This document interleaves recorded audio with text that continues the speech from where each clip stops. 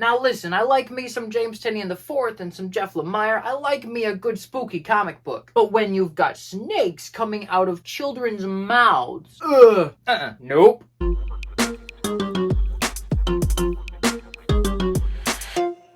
Howdy, I'm Kurt Williams, and today we're looking at issue 1 of The Sacred Damned by Sabir, Pirzada, and Michael Walsh. This is a part of Pornstack Pichetchote's Horizon Experiment, which is a series of 5 one-shots where they're just trying things out and seeing how the sales go. As Pichetchote puts it, the goal is to create a protagonist from a marginalized background set in a popular genre where if the background of your protagonist changed, so would your story. So The Manchurian already came out. That's by Pichetchote himself and Terry Dodson. It's basically a Chinese James Bond, and it was pretty good. I wanted to make a video about it, but I didn't have time, though I'll admit it was a little bit more complicated than my taste. So this is the second installment in the series. It's what they're calling a Muslim John Constantine. And honestly, as someone who's not a big fan of John Constantine because he's just so annoying all the time, this is kind of an upgrade. It helps, of course, that we have the amazing Michael Walsh on art duties here. He is so great with form and lighting. Whenever he wants to make something spooky, you can bet he's gonna make it pretty spooky. I was introduced to Michael Walsh through Frankenstein, which is a fantastic miniseries. I absolutely recommend picking this up. It's also in my top 10 new comics video that I made a couple weeks ago, but most people know him from The Silver Coin, which I have not read yet. So I was hooked from the very first page of The Sacred Damned because they have a great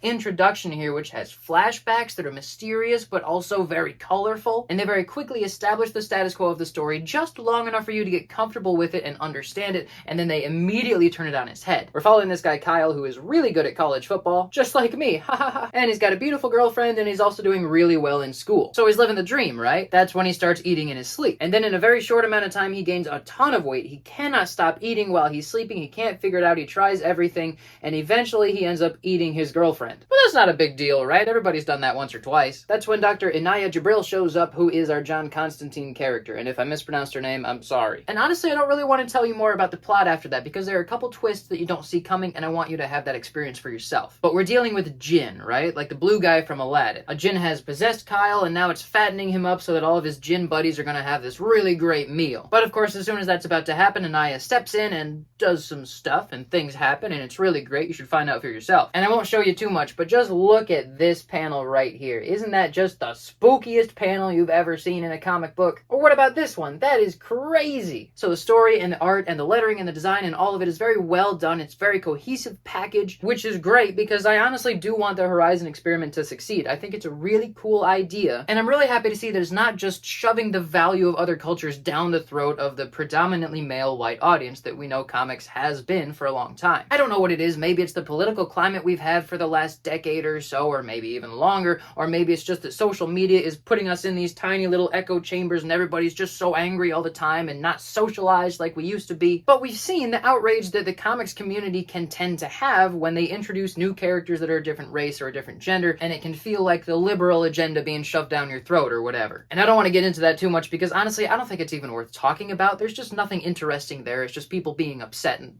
I'm not interested. But I will say that when I was growing up, we had great animated movies like Mulan and The Lost Kingdom of Atlantis that we could watch, where we had these other cultures, where the cultures were vivid and colorful, and there was a mutual respect between characters, and it was never like, you have to accept me. It was just a given that people would accept people who were different. Especially in Atlantis, where the villain was the guy who did not respect this new culture, and the hero was the guy who saw the value in that culture and wanted to preserve it. And I'm sure you could argue that Mulan was maybe an Eastern story told through a Western lens, or maybe a caricaturized version of the Chinese culture, but the fact remains that that was its own culture that we just automatically respected, and we didn't really have any other options like getting mad that we were watching a movie about a different culture. So to bring that back home, when I read this issue, it feels a lot like the experience of watching Mulan or Atlantis, where it's a really good story that just happens to be told in the setting of another culture. And that is so refreshing to see because the comics I grew up reading taught me things about life. They taught me things about other cultures, about abstract concepts, about careers, about religions, about all kinds of things because writers did their research and they presented the world in as colorful a way as it really is. I want to learn things about people and places and things when I read books. I don't just want to read my viewpoint over and over and over. So reading this comic is not only great because it's very well done, it's great because you're being led into this other world that's very colorful and has a rich much history. So like I said, this is a one-shot. It's like a pilot episode, and if they get enough sales, then they will keep producing that series. So it really depends on you to get issue 2 of this series out. If they don't have it at your local comic shop, go and ask for a second printing, and they will order it, and hopefully it'll come out. I'd be very surprised if it didn't. This seems like kind of a big deal. If you like spooky stuff, supernatural stuff, or you just want to read a good comic that's very refreshing and has great pacing and great art, this is for you. My only complaint is that the dialogue is a little bit stiff, and the judgments made on one of the characters seemed a little bit out of nowhere to me. So for that reason, I'm gonna give The Sacred Damned